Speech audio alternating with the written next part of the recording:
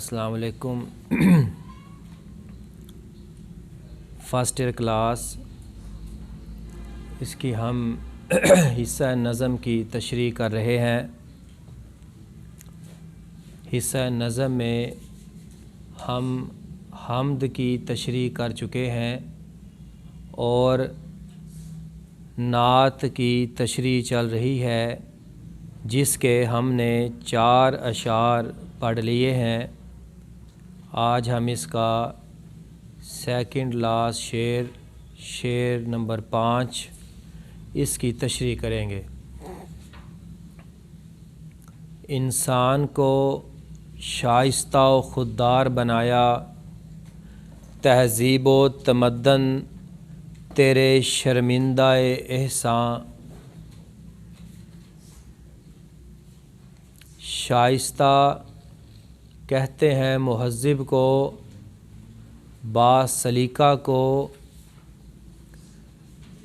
اور خوددار کا مطلب ہے اپنی عزت کا خیال رکھنے والا، اپنی عزت نفس کا مالک۔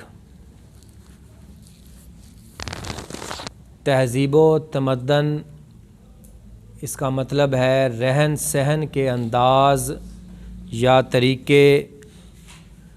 شرمندہ احسان اس کا مطلب ہے احسان مند ہونا، یعنی کہ شاعر اس شعر میں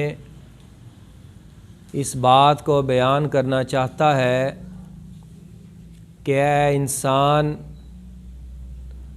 تجھے حضور صلی اللہ علیہ وآلہ وسلم کا احسان مند ہونا چاہیے، جس کی وجہ سے آج انسان اشرف المخلوقات کہلایا۔ اس کا مفہوم کچھ اس طرح سے، آپ صلی اللہ علیہ وآلہ وسلم نے انسان کو اپنی سچی تعلیمات کے ذریعے مہذب اور خوددار بنایا، اس لیے تہذیب و تمدن آپ صلی اللہ علیہ وآلہ وسلم کے احسان مند ہیں، ممنون احسان ہیں۔ اگر ہم اسلام سے قبل عرب معاشرے کا جائزہ لیں تو ہم کو پتہ چلتا ہے کہ یہ معاشرہ تباہی کے دہانے پر کھڑا تھا اور اپنی آخری منازل طے کر رہا تھا۔ اگر حضور صلی اللہ علیہ وآلہ وسلم اس قوم میں مبعوث نہ ہوتے تو اس میں کوئی تعجب کی بات نہیں تھی کہ چند ہی دنوں میں یہ معاشرہ نیست و نابود ہو جاتا۔ اس معاشرے میں کوئی سیاسی نظام نہ تھا، کسی کی بھی عزت اور قدر و منزلت نہ تھی، ہر شخص ایک دوسرے کے خون کا پیاسا رہتا، ہر قبیلہ اپنا سردار بناتا۔ اوس اور خزرج کی لڑائیاں 40 سال تک جاری رہتی اور ایک اونٹنی کے چرنے پر شروع ہونے والی لڑائی نے عرب کے کئی خاندانوں کو صفحہ ہستی سے مٹا دیا۔ شراب نوشی، جوا، یہ سب چیزیں عام تھیں۔ عورت کی کوئی قدر و قیمت نہ تھی۔ دشمن کا کلیجہ چبانا، قتل کے بعد آنکھیں نکال لینا، کان کترنا، ناک اڑا دینا اور ان کی کھوپڑیوں میں شراب پینا، یہ ظلم کی انتہا عرب میں عام تھی۔ تو اللہ تعالیٰ نے پھر بنی نوع انسان پر ایک احسان فرمایا، حضور صلی اللہ علیہ وآلہ وسلم کو اس عرب معاشرے میں مبعوث کیا۔ آپ کے آنے کے بعد عرب معاشرے کی کایا پلٹ گئی۔ دنیا کے جاہل اور اجڑ قوم محمد عربی صلی اللہ علیہ وآلہ وسلم کے علم اور وحدانیت کے تلے متحد ہو گئے۔ اوس اور خزرج بھائی بھائی بن گئے، انسان کو تہذیب سکھائی، اور بنو مخزوم کی فاطمہ کا ہاتھ کاٹ کر مساوات ہر کسی کے لیے اس کا عملی ثبوت پیش کیا۔